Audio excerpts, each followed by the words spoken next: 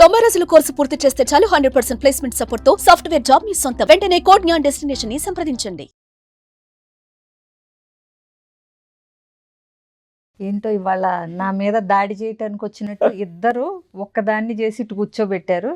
ఏమి అడగబోతున్నారు, అసలు ఏంటి కథ? అంటే మీరు ఏం అడగబోతున్నామంటే, మీరు చేయబోతున్న క్లాస్ పేరే చాలా ఇంట్రెస్టింగ్ గా ఉంది మాకు.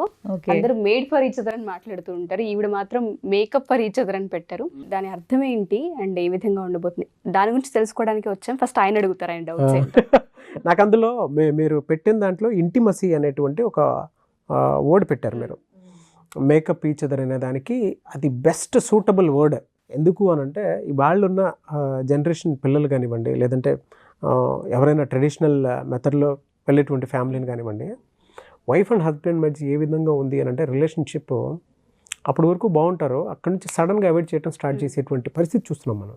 10 ఏళ్ళ నుంచి ఉన్నటువంటి రిలేషన్షిప్ కానివ్వండి, 2 months నుంచి ఉన్నటువంటి రిలేషన్షిప్ కానివ్వండి, ఏది ఉన్నా సరే అక్కడ వరకు బాగున్న రిలేషను సడన్గా, అంటే మీరు అందులో ఇంటిమసీ అని ఒక వర్డ్ వాడారు కాబట్టి అది ఎక్కడ డిస్ట్రాక్ట్ అవుతుంది అనుకోవచ్చు. అంటే ఫిజికల్గా మెంటల్గాను కొంత డిస్టర్బెన్స్ అయితే క్రియేట్ అయ్యి భార్యాభర్తలు దూరం పెట్టేసుకుంటున్నారు ఒకళ్ళనొకళ్ళు. ఎగ్జాక్ట్లీ దూరం పెట్టేసుకుంటున్నారు. అది ఫిజికల్గాను దూరం పెట్టేసుకుంటున్నారు, మెంటల్గాను దూరం పెట్టేసుకుంటున్నారు. ఫిజికల్గా దూరం పెడితే ఒక రకమైనటువంటి టార్చరు, మెంటల్గా దూరం పెడితే ఇంకొక రకమైనటువంటి టార్చరు. బట్ టార్చర్ అయితే కామన్. అందుకే మేకప్ అని పెట్టారేమో మీరు మేబీ, ఎందుకంటే దాన్ని పాలిష్డ్గా ఇచ్చేయాలి కదా. ఎగ్జాక్ట్లీ ఇలాంటివి ఉండడానికి ప్రధాన కారణాలు, ఆ ఇంటిమసీ దెబ్బతినడానికి అటు ఫిజికల్గాను మెంటల్గాను కారణాలు ఏమై ఉంటాయనేదే తెలుసుకుందామని వచ్చారు ఇప్పుడు మీరు. అవును అవును, నా పాయింట్ ఆఫ్ వ్యూ నుంచి నాగరాజు గారికి ఈ మేకప్ ఫర్ ఈచ్ అదర్, ఈ కథా కమామిష్ ఏంటని తెలుసుకోవడానికి వచ్చారు. సో మీరు ఎత్తిన పాయింట్ బాగుందండి. యాక్చువల్గా బిల్డింగ్ ఇంటిమసీ అండ్ క్లోజ్నెస్ ఇదొక టాపిక్ అందులో. సో మీరు అన్నట్టు ఫిజికల్ ఇంటిమసీ లేకపోతే ఒక రకమైన ఇబ్బంది, ఎమోషనల్ ఇంటిమసీ లేకపోతే ఒక రకమైన ఇబ్బంది, మెంటల్ ఇంటిమసీ లేకపోతే. ఈ ప్రాబ్లం అంతా ఎమోషనల్ డిటాచ్మెంట్ వల్ల వస్తుంది. అంటే ఏంటి, ఒకే ఇంట్లో ఉంటారు కానీ వాళ్ళ మధ్య అందనంత దూరం. అది ఎక్కడుంది? ఫిజికల్గా వాళ్ళు ఒకే ఇంట్లో ఉంటున్నారు కానీ ఏదో గ్యాప్. అది ఏంటన్నది కొంతమందికి దాని మీద దృష్టి పెట్టి మేమిద్దరం ఇలా ఎందుకు దూరం అవుతున్నాం అనేది తెలియకుండా అది ఒక రొటీన్లో పడిపోయిన వాళ్ళు కూడా ఉన్నారు. అసలు వాళ్ళు దూరం జరిగిపోతున్నారు అన్న విషయం వాళ్ళకే తెలియదు. ఏజ్ అనుకుంటారు, పిల్లలు అనుకుంటారు, బాధ్యతలు అనుకుంటారు, ఫిజికల్గా రిలేషన్షిప్ ఉండదు ఫ్రీక్వెంట్గా. అలాగే ఎప్పుడు నేను వాడతాను అంటే, లేచామా, పిల్లలకి భర్తకి బాక్సులు పెట్టి పంపించామా, మనం కూడా ఒక బాక్స్ కట్టుకుని, అంటే ఇంట్లో ఉండేవాళ్ళు అయితే ఓకే, బయటికి వెళ్ళేవాళ్ళు అయితే వాళ్ళు కూడా ఒకటి పట్టుకుని వెళ్ళామా, సాయంత్రం వచ్చామా, ముచ్చట్లు చెప్పి మళ్ళీ వంట చేసామా, తిన్నామా, అలసిపోయామా, పడుకున్నామా, తెల్లారిందా. ఈ మధ్యలో ఒక లైఫ్ ఉందని, దానికి ఒక లైవ్లీనెస్ ఉందని, ఒక వైఫ్ అండ్ హస్బెండ్ ఉండటానికి బోత్ ఫిజికల్లీ అండ్ ఎమోషనల్గా క్లోజ్గా ఉండటానికి ఒక పద్ధతి ఉందని కూడా మర్చిపోయేంత బిజీలో పడిపోయారు. అవును, వాళ్ళకి ఏ గొడవలు రావు చాలా మందికి, కానీ ఒక యాంత్రిక జీవనం, బాధ్యత ఉంటుంది, అందులో ప్రేమ ఉంటుంది, కానీ దూరం కూడా ఉంటుంది. ఇది తెలియనంతగా వాళ్ళ జీవితాలు యాంత్రికంగా, మెకానికల్గా, రొటీన్గా అయిపోయినాయి. ఇది ఏంటంటే ఆ ఎమోషనల్ డిటాచ్మెంట్ వల్ల ఎవరికి ఎవరితోనూ పని లేదు. ఇవాళ రేపు ఉండటానికి ఇల్లు, డబ్బులు, ఒక ఫోను ఉంటే చాలు, పక్క మనిషితో పనే లేదు. అవును, అఫైర్స్ కూడా స్టార్ట్ అవడానికి అవే రీజన్ కన్సిడర్ అవుతాయి డెఫినెట్గా.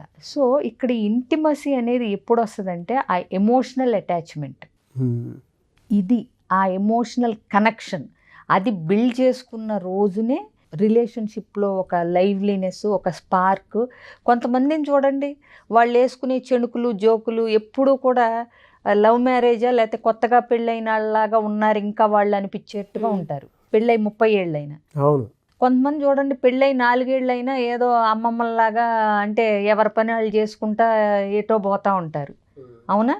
దీనికి కారణం వాళ్ళ మధ్య ఉన్న ఎమోషనల్ అటాచ్మెంట్. పెళ్ళై 50 ఏళ్ళైనాక ఫిజికల్ అటాచ్మెంట్ కూడా అంత ఉండకపోవచ్చు, బట్ స్టిల్ వాళ్ళల్లో ఆ స్పార్క్ ఉంటుంది. నేను ఎప్పుడు ఆ స్పార్క్ అనే వర్డ్ వాడతాను. అంటే ఏంటి, ఆ ఒక లైట్నింగ్, ఒక మెరుపు ఉంటుంది వాళ్ళ దానిలో. ఇక్కడ మీరు అబ్జర్వ్ చేస్తే వీళ్ళు ఫైట్ చేసుకోరా అంటే అదేం లేదు. Happy couples also fight, but they know how to turn back.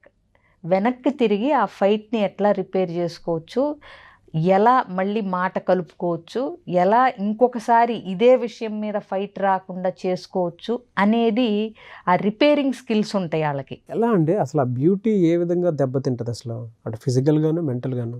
ఏ విధంగా దెబ్బతింటది అనేది రైట్ క్వశ్చన్ అండి. ఇప్పుడు మనం ఒక మొక్క పెట్టాం, మీకు ఒక మొక్క పెంచుకోవాలనిపించింది, ఆర్భాటంగా ఒక పెద్ద కుండీ తెచ్చి ఒక మొక్క పెట్టారు, ఉంచారు, దాన్ని చూడరు, ఏమవుద్ది? ఎండిపోద్ది మొక్క. ఒక బంధం కూడా, ఒక రిలేషన్షిప్ కూడా, దాంపత్యం కూడా ఒక మొక్క లాంటిది.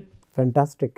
దానికి నీళ్లు పోయాలి, ఒక ఆకు ఎండిపోతే దాన్ని తీసేయాలి, ఒక చేడో పేడో వస్తే దానికి కావాల్సిన ముందెయ్యాలి, అప్పుడప్పుడు దానికి నైట్రోజన్ పొటాషియం ఇవన్నీ అందించాలి. సో అప్పుడే ఆ మొక్క కాస్త ఎదిగి పూలు పూసి మానయ్యి ఒక ఏమంటారు ఓడలు దిగిన వృక్షంలాగా అవుతుంది. అంతే తప్పితే మనం కుండీలో మొక్క పెట్టి దాని పాటికి చూడకుండా పోతే ఆ మొక్క ఉండదు అక్కడ.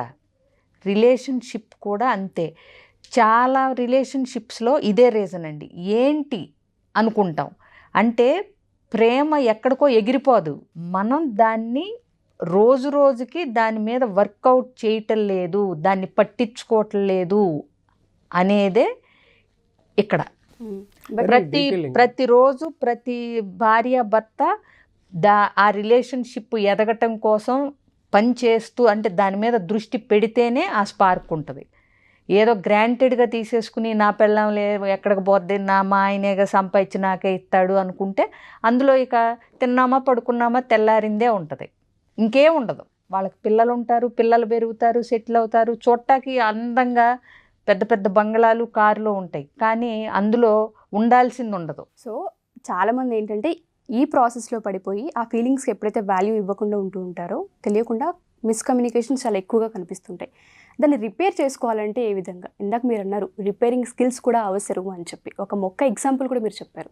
దీన్ని ఏ విధంగా సరి చేసుకోవాలి అంటారు? సరి చేసుకోవాలి అనే అసలు ఆలోచన వచ్చింది అంటేనే వాళ్ళు సవ్యమైన మార్గంలో థింక్ చేస్తున్నారని అర్థం. ఫస్ట్ ఆఫ్ ఆల్ ఆ ఆలోచన ఉన్నప్పుడు ఎలా రిపేర్ చేసుకోవాలి అనేది ఈచ్ కపుల్ని బట్టి యూనిక్గా ఉంటుంది. కొంతమంది మెల్లగా చెప్తే వింటారు, కొంతమంది గట్టిగా చెప్తే వింటారు, కొంతమంది సర్ది చెప్తే వింటారు, అంటే మనం సర్దుకుపోతున్నాం అని తెలియజెప్తే వింటారు. అంటే ఇవన్నీ కరెక్టా కాదా అని జడ్జ్ చేయటానికి మనకు సరిపోం. ఆ భార్యాభర్తల మధ్య ఉన్న అండర్స్టాండింగ్ని బట్టి వాళ్ళు అవతల వాళ్ళకి ఎలా చెప్తే వింటారు అనేది వాళ్ళకి తెలుస్తుంది ఇన్నేళ్ల సాంగత్యంలో. సో కొంతమంది చెప్పాల్సిన అవసరమే ఉండదు. సపోజ్ ఒక అలక వచ్చింది, ఏదన్నా వచ్చింది, మాట్లాడుకోవట్లేదు 2 రోజులుగా, తర్వాత ఆయనకి ఇష్టమైన పకోడీను టీ తీసుకెళ్ళి ఇస్తే అది రిపేర్ కదా? అవును.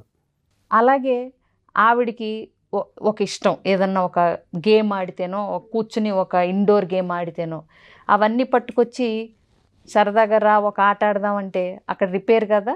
అవును. అవును. అంటే డైరెక్ట్గా మాట్లాడి నేను సారీ, నేను ఇలా చేసి ఉండకూడదు, ఇంకెప్పుడు ఇలా చేయను అని అంత ఫార్మల్గా కూడా చెప్పాల్సిన అవసరం లేదు. మన సినిమాలో డ్రామాటిక్గా పాత సినిమాల్లో డైలాగులు చెప్పినట్టు చెప్పగలిగే స్కిల్ ఉంటే అది కూడా ఓకే. కొంతమంది అలా కూడా మాట్లాడుకుంటారేమో, ఆ ప్రాసెస్లో దూరిపోతే చాలు. Darling I'm so sorry, I won't repeat it అనొచ్చు. ఇప్పుడు యంగ్స్టర్స్ బేబీ అనో డార్లింగ్ అనో అది వాళ్ళ ఇష్టం. సో తరాలు మారిన కొద్దీ అడ్రస్సింగ్ కూడా మారింది. కాబట్టి నేను అనేది ఏంటంటే ఏదో ఒక విధంగా నువ్వు సారీ ఫీల్ అవుతున్నావు అని కన్వే చెయ్యాలి అని నీకు అనిపిస్తే నువ్వు చేయగలవు. అది నేను అనేది. ఆ రిపేర్ చెయ్యాలి అనే థాట్ నీకు ఉంటే సగం ప్రాబ్లం సాల్వ్ అయిపోయినట్టే. మీ ఆవిడకో మీ ఆయనకో నచ్చినట్టుగా నువ్వు చేయగలవు, అదంతే ఇంకా. సో ఇక్కడ విషయం ఏంటంటే ఆ రిపేర్ ఎంత త్వరగా చేసుకుంటారు, ఎన్ని రోజులు ఆ ప్రాబ్లంలో ఉండిపోకుండా ఎంత త్వరగా రిపేర్ చేసుకుంటారు అన్న దాన్ని బట్టి అవతల వ్యక్తిలో ఆ డిసప్పాయింట్మెంటు, డిటాచ్మెంటు రాకుండా నువ్వు చూసుకోవచ్చు. చూడండి, ఇప్పుడు చాలామంది అనుకుంటారు నాగరాజు గారు, సైలెంట్ ట్రీట్మెంట్ ఇవ్వటం, దయ చూపకపోవటం, క్షమించకపోవటం, పొగడకపోవటం, ఇవన్నీ అంటే ఇప్పుడు ఇంగ్లీష్లో అయితే ఈజీగా చెప్పొచ్చు, కైండ్నెస్, ప్రైజ్ ఇవే కదా. అలాగే సో ఈ పొగట్టలు తెలుగులో చెప్తే ఇంత భయంకరంగా మీకు నవ్వు వస్తుంది. సో అంటే రెండు మంచి ఆప్యాయకరమైన మాటలు మాట్లాడకపోవటం ఇలాంటివి చేయటం వల్ల తెలియకుండా వాళ్ళు స్పౌజ్కి నష్టం చేయట్లా, అవునండి, మ్యారేజ్కి నష్టం చేస్తున్నారు. ఈ చిన్న లాజిక్ మిస్ అవుతున్నారు కాబట్టే ఈ ప్రాబ్లమ్స్ అన్నీ ఇలా సెషన్లు పెట్టి మరీ చెప్పాల్సి వస్తుంది వాళ్ళకి. సెషన్కి రండి, ఇలాంటి టిప్స్ ఇంకా చాలా ఉంటాయి. Tools and techniques, scientific reasons డెఫినెట్గా. ఎందుకంటే ఇలా బిహేవ్ చేసే ప్రతి వ్యక్తికి చైల్డ్హుడ్డో బ్యాగేజో బ్యాక్ డ్రాపో ఏదో ఉంటుంది. అవును, వాళ్ళ పేరెంట్స్ నుంచి వాళ్ళు అవి నేర్చుకుని ఉండొచ్చు. ఇలా చేస్తుందమ్మా ఆవిడ, 2 రోజులు మాట్లాడకపోతే ఆమె దగ్గు వస్తుంది. ఇలా చేస్తాడు ఆయన, 2 రోజులు వంట చేయకుండా కూర్చుంటే 3వ రోజు ఆయనే మాట్లాడతాడు.